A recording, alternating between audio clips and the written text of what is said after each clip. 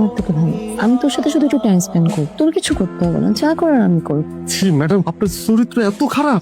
Madam, তোর সাহস, তুই আমার গায়ে হাত তুলছিস। বাট দেখ আমি তোর কি করি। ড্যাড, তোমরা কে কোথায় আছো? দেখো আমার সর্বনাশ করে দিল। আমার ছেলে এইভাবে বাইরে না, আমার ছেলে এইভাবে বাইরে না, আমার বাচ্চা দাদা।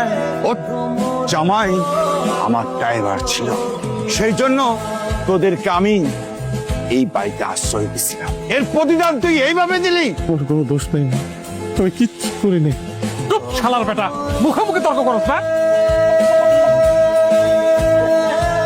এই অপমানের চাইতে তো আমরা পয়সা থাকতে কোনো পয়সা পড়ে না। কেন সাহেব, এখানে 3 কোটি টাকার চেক আছে।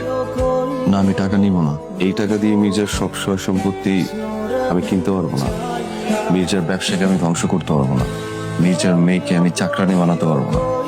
তার মানে তোমার আরো টাকা লাগবে? না স্যার, আপনি তো একজন অভিজ্ঞ ব্যবসায়ী। আপনি যদি আমার পাশে থাকেন, আমরা দুজন মিলে আপনার ব্যবসাটাই আবার দাঁড়া করে। হ্যালো, হ্যাঁ রশিদ বলো। কি আগুন লেগে গেছে? আপনার স্থাবর অস্থাবর সমস্ত সম্পত্তির মালিক জনাব শাহিদুর রহমান। উনিকে? সাহেব তুই? এই ফকিরের বাচ্চা, মিথ্যার থালা হাতে নিয়ে দাঁড়িয়ে আছিস।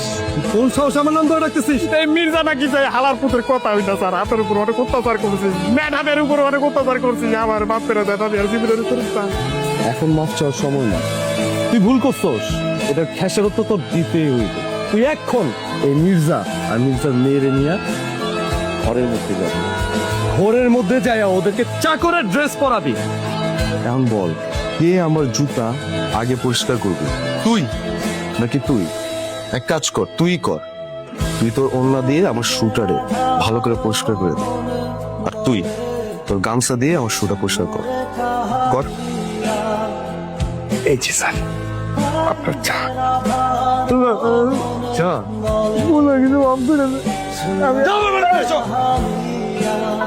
ময়লা পরিষ্কার আছে, ময়লা পরিষ্কার আছে, এখনো তো ময়লা রয়ে গেছে। ভাই, যখন পকেটে টাকা ছিল, হ্যাঁ, ফল ফলাদি খাইছো, শাক সবজি খাইছো, ইয়ার খাইছো, এখন সব ঠিক আছে। কই ভালো ভালো করে বলছেন। এই ফকিন্দি বাচ্চা, ঠিক করে কাজ করতে পারোস না? হ্যাঁ, কাজ করতে পারোস না? পারোস না? সাহেব আমার আমি চল। জড়াইছে জড়াইছে তো কি হয়েছে? মা তোমারও তো জড়াইতো, তোমার বিশ্রাম দিত, তোমার দিয়ে তো কাজই করাইতো, তুইও কাজ করবি। এখন এই মুহূর্তে শূন্য মতো কাজ কর, না এলে কিন্তু একদম পুকুরে নিয়ে চুবামো। এই তুই না আমার বাড়িতে গিয়া হঠাৎ করে একদিন কিসের জন্য প্রস্তাব দিছিলি, সেটাতে আমি রাজি হই নাই দেখা। তুই আমার মানুষ দিয়ে মায়ের খাইছিলি, মনে আছে তো? আমার মনে আছে। দেখো তোর জন্য তো আমি তোমার কাছে মাফ চাইছি।